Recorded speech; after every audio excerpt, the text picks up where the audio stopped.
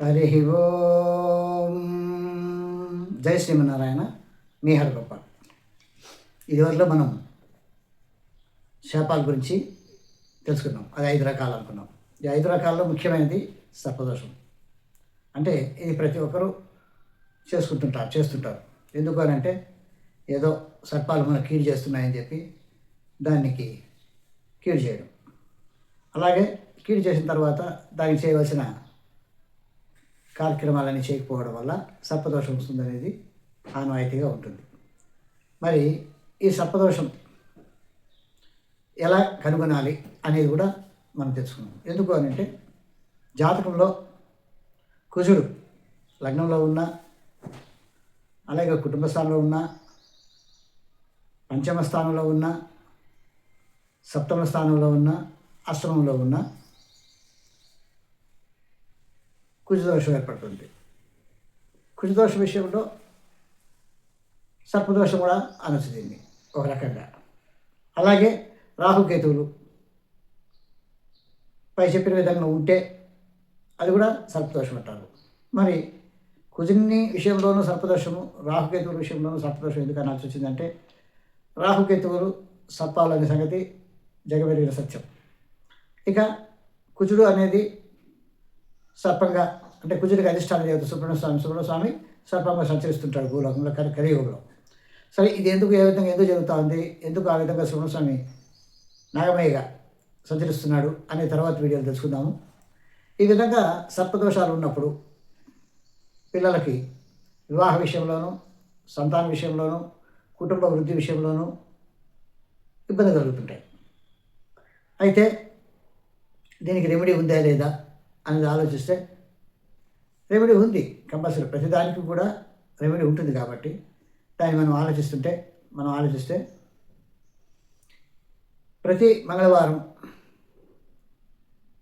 అంటే కుజవారం, కుజుడికి సంబంధించిన విషయంలో సర్పదోషం ఉంది అని ఐడెంటిఫై చేసుకుంటే ప్రతి మంగళవారం ఉదయం 6 గంటల నుంచి 7 గంటల వరకు కుజహోర కూడా అది. అంటే కుజునికి సంబంధించిన వారము, కుజునికి సంబంధించిన టైం.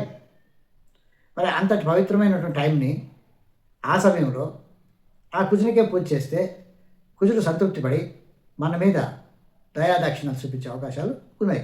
ఆ దోషాన్ని పోగొట్టుకునే అవకాశాలు ఉన్నాయి. అలాగే మనకేదైనా పని కాకపోతే మన సెక్షన్లో వాళ్ళకంటే సెక్షన్ బాస్ని కలిస్తే ఇంకా బాగా పని అయిపోతుంది. కాబట్టి అలాగే కుజుడికి బాస్ ఎవరంటే, అధిష్టాన దేవత ఎవరంటే సుబ్రహ్మణ్యస్వామి. ఆ సుబ్రహ్మణ్యస్వామిని కూడా అదే రోజు మంగళవారం మార్నింగ్ 6 to 7 పూజ చేసుకుంటే మనకు కుజదోషం తొలగే అవకాశాలు ఉన్నాయి. ఈ కుజదోషం అలాగే రాహుకేతువుల విషయంలో కూడా కేతువు కంటే రాహు కొంచెం ఇబ్బందికరంగా ఉన్నటువంటి గ్రహం కాబట్టి, రాహుకి అధిష్టాన దేవత దుర్గాదేవి కాబట్టి దుర్గాదేవికి ఇష్టమైన రోజు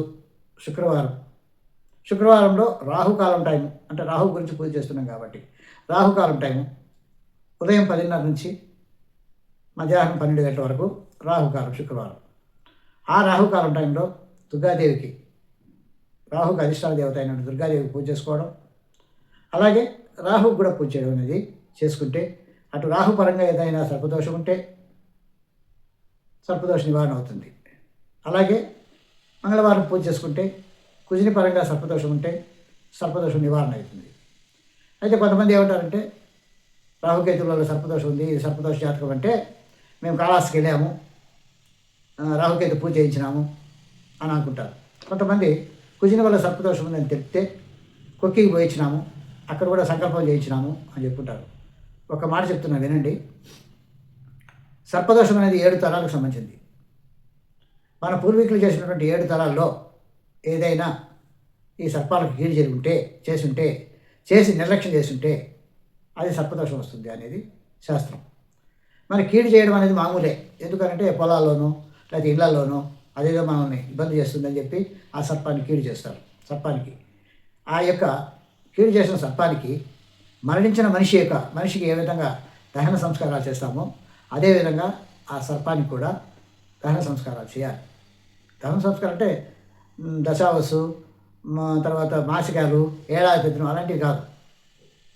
కనీసం ఆ యొక్క కీడు జరిగిన రోజు దహనం చేయడం, అలాగే మరుసటి రోజు క్షీరాభిషేకం, పాలు పోయడం, అలాంటి కనీసం కార్యక్రమాలు చేసుకుంటే ఆ సర్పదోష నివారణ అవుతుంది. ఆ రోజుల్లో చేయకుండా ఉన్నందువల్ల సపోజ్ మన నాన్నతరం చేయలేదనుకుంటాం, అంటే నాన్నతరానికి కీడు జరిగింది, మనకు కీడు జరిగింది, 7 తరాలు కదా, మరొక 5 తరాలు, మన తర్వాత 5 తరాలకు కూడా ఈ కీడు ఉంటుంది. అలాగే తాత తరం అనుకోండి, తాత తరం, నాన్న తరం, మన తరం, ఇక 4 తరాలు ఉంటుంది. అలాగే ముత్తాత తరం అనుకోండి, ముత్తాత తరం, తాత తరం, నాన్న తరం, మన తరం, మరొక 3 తరాలు. కాబట్టి తెలియక చేసిన ఈ పొరపాటుకి బిడ్డలు ఈ యొక్క సర్పదోషానికి గురవుతుంటారు. కాబట్టి మనం ఈ సమయంలో, ఈ కాలంలో మన నుంచి అయినా సరే మన తర్వాత తరాలకి ఇలాంటి సర్పదోషం రాకుండా ఉండాలంటే మనం కేవలం 9 వారాలు చేయడం కాదు, కొక్కికి పోయించేది కాదు, అలాగే కాళహస్తికి పోయి రాహుకేతు పూజలు చేసేది కాకుండా జీవితాంతం చేసుకుంటే ఈ తరమే కాకుండా తర్వాత తరాలలో కూడా ఈ దోషం ఉండదు. కాబట్టి మీరందరూ ఈ యొక్క సర్పదోషాన్ని గమనించి తెలుసుకొని మరి కొక్కికపోతే కూడా కొంతవరకు నివారణ అవుతుంది. కానీ పూర్తిగా నివారణ కావాలి కదా, కర్త చేస్తేనే కర్మ విమోచనం. కాబట్టి కర్తగా మనం తెలుసుకొని మన ముందు తరాలకు ఈ సర్పదోషం రాకుండా జాగ్రత్త పడడం ఎంతైనా మంచిది. హరి ఓం. జై శ్రీమన్నారాయణ.